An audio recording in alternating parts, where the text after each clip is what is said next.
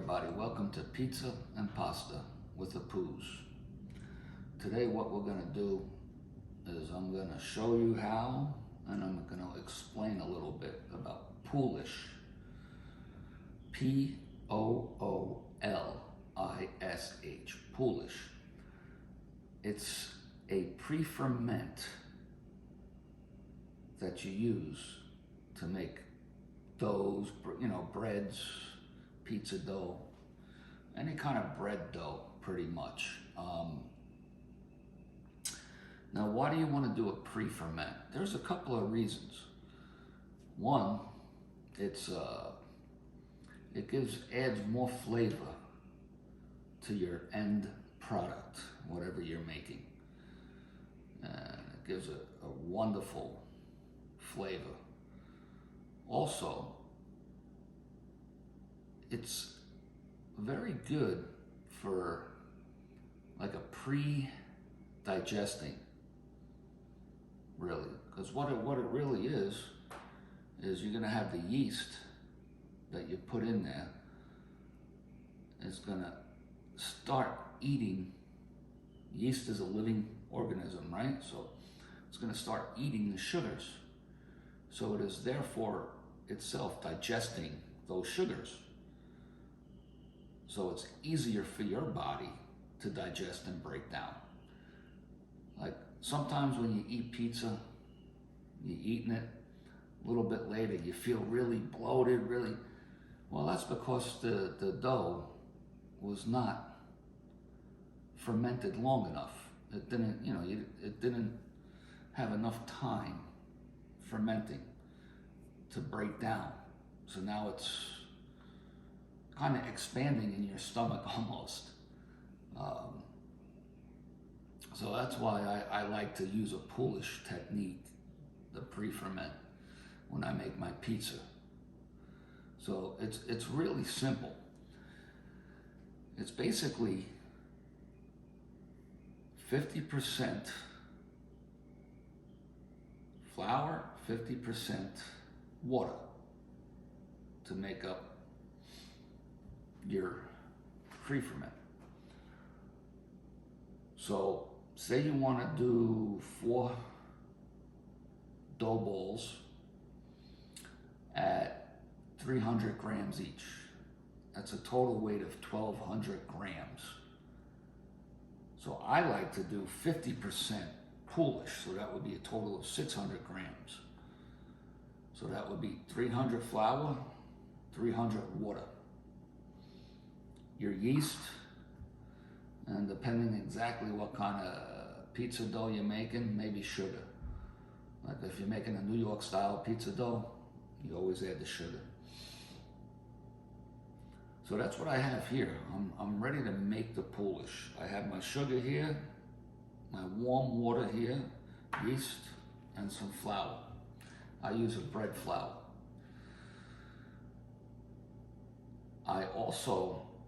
I like to hydrate my Poolish a little more.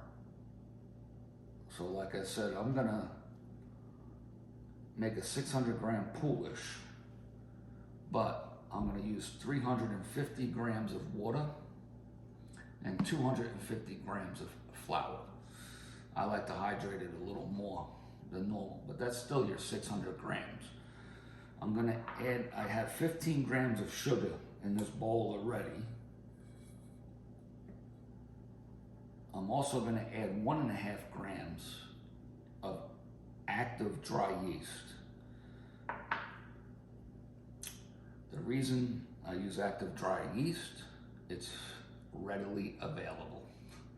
It's about the easiest one to get. You do have to activate it first, but when you're doing a Poolish,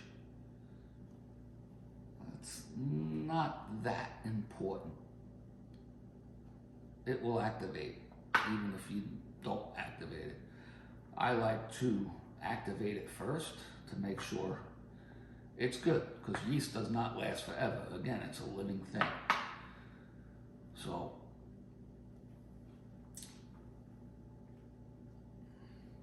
I'm gonna add the water to the sugar. Now this is all measured out already. So I want to mix it up and dissolve that sugar. See, when the water is a little warm, about 100 degrees or so, the sugar gonna dissolve pretty quick. Now I want to add in that 1.5 grams of yeast. So we zero it out. Now 1.5 grams really is not that much. Boom, that's 1.5 grams. Now I know a lot of people that they don't put all their yeast, whatever your recipe calls for, they don't put all of it into the Poolish. They do a tiny bit into the Poolish and then do the rest when they make the dough afterwards. So now I have my yeast in there and it's already starting to activate.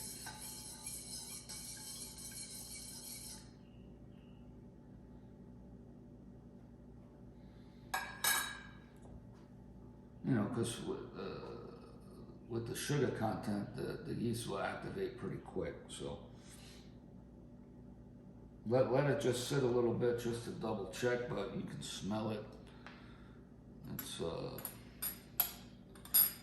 definitely working. Okay, now that I see my yeast activating, what I want to do is get my flour in there. Okay, so like I said, we had 350 grams of water. We're going to add 250 grams of flour. I like to use a bread flour. It makes the dough a little stronger. This is a high protein content. It's good. So 250 grams of flour we're going to put in here.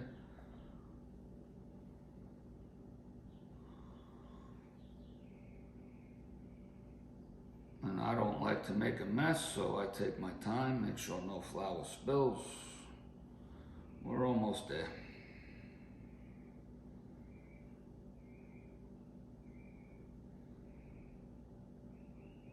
A little more. There we go, 250 grams. We'll get that out of the way. Now all you want to do is mix this together.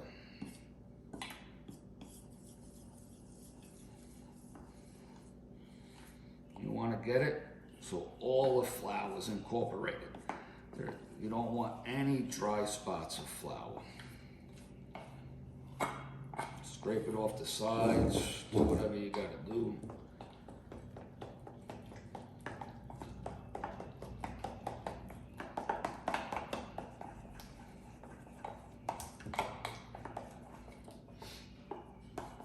And like I said in previous videos, I like to sift the flour. Well, before I put this in this container, I sifted it. So all the flour is already sifted. It saves some time that way. Maybe I don't have to sift it every time I use it, you know?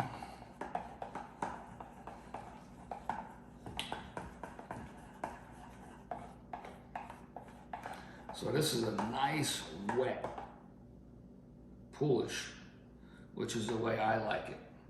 You can make it a little drier if you want, but I like a very wet Poolish. So you got to remember how much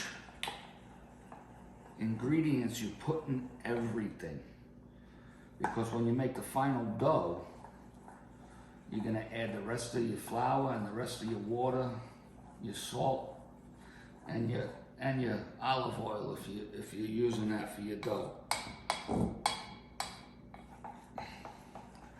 But you don't want to mess up the hydration.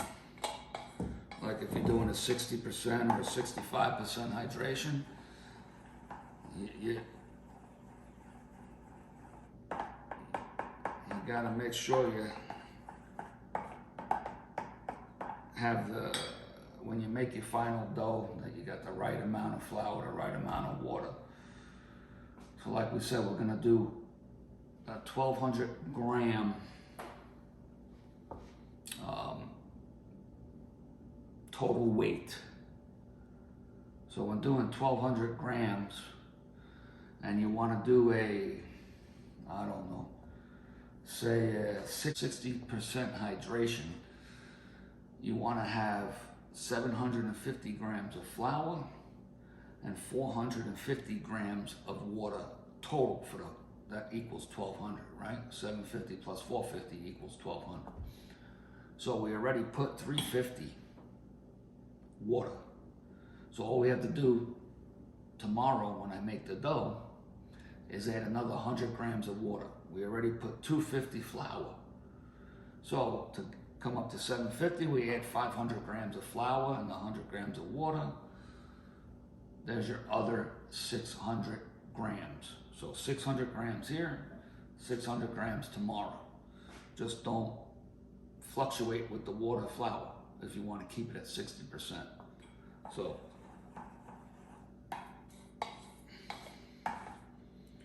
all right, so this is all good. I like it. It's nice and wet. Oh, we still got some flour here on the spoon, so let's get it off of the spoon and mix it back in. Like I said, you don't want any dry bits of flour. Now, being that I put all the yeast in this Poolish, instead of adding some tomorrow, I'm gonna stick this right into the refrigerator. And I'm gonna keep it in there for around 20 hours, maybe even up to 24 hours. You can go, really, a Poolish you can make 12 hours in advance, 16 hours, 20 hours, up to like 24 hours, depending on how strong your flour is. If you have a weak flour, I probably wouldn't do 24 hours, maybe 16 hours, 12 to 16 hours. So that's it, that's your Poolish. I'm gonna use this to make my final dough tomorrow. And the good thing about this, actually, is you already pre-fermented your dough. So you can put your dough together tomorrow. As soon as you make the dough balls, as soon as they rise, you know, generally double in size from your initial ball, and they double in size, you can use it, and it's good to go. Because it's already pre-fermented, it's pre-digested already, so it's good. If you do a direct dough, that means no pre-ferments. You want to let that sit for at least a day before you use it, because you want it to, the yeast, the flour, the water, you want it to mingle together and start fermenting. This fermenting, that's where you get your flavor from. This is gonna be my flavor. So what I'm gonna do is I'm gonna seal it tight with plastic wrap and throw it right into the refrigerator. And I'll make my dough tomorrow. I hope this video helped you. If it does help you in any way, please like and share. It will help me out on YouTube. So enjoy yourselves, have fun, make your own pizza. It is not hard. Pizza is life.